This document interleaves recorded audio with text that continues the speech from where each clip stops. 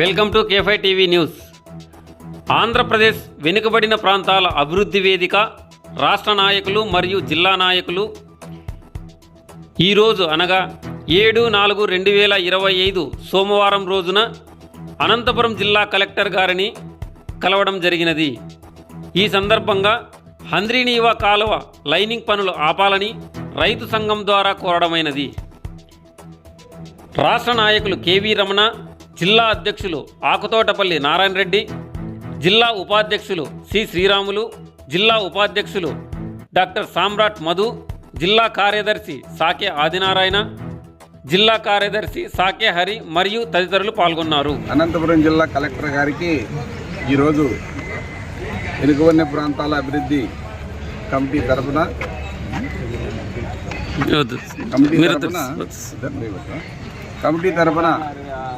మేమందరము, అదేవిధంగా రాష్ట్ర నాయకుడు రమణ, శ్రీరాములు, మధు, తర్వాత హరి, మన ఆదినారాయణ, మిగతా మిత్రులందరూ కూడా వచ్చి కలెక్టర్కు ఈరోజు మెమరాండం ఇవ్వడం జరిగింది. భవిష్యత్తులో ఈ జిల్లాకు జరుగుతున్న పరిస్థితుల గురించి కలెక్టర్కి వివరించాము. కలెక్టర్ గారు కూడా దీనిపైన మేము ఆలోచించి చూస్తామని చెప్పారు.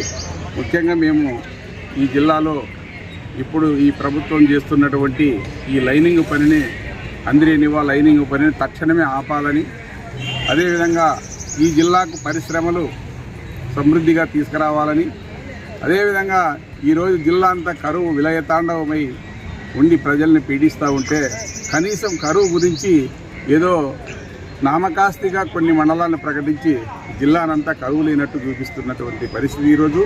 దీనిపైన కలెక్టర్ గారికి గట్టిగా చెప్పడం జరిగింది.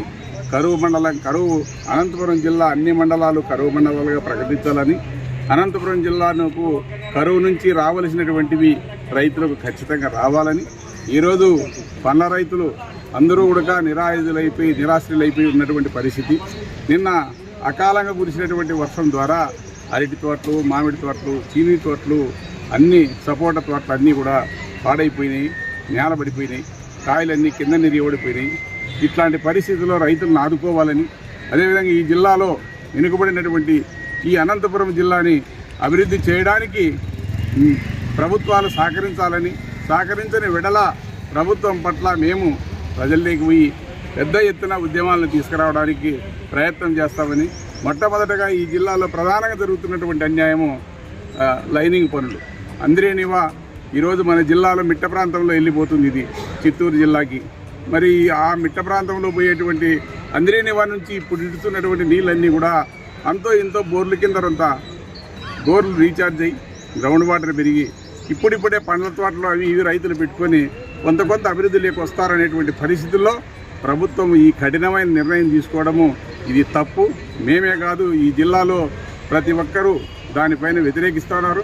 మేధావులంతా కూడా చెప్తా ఉన్నారు. అదేవిధంగా అన్ని రైతు సంఘాలలో, అన్ని రాజకీయ పార్టీలు కూడా ఇది తప్పు, లైనింగ్ కాదు, మామూలుగానే తీసుకొని పొమ్మని చెప్తా ఉన్నారు.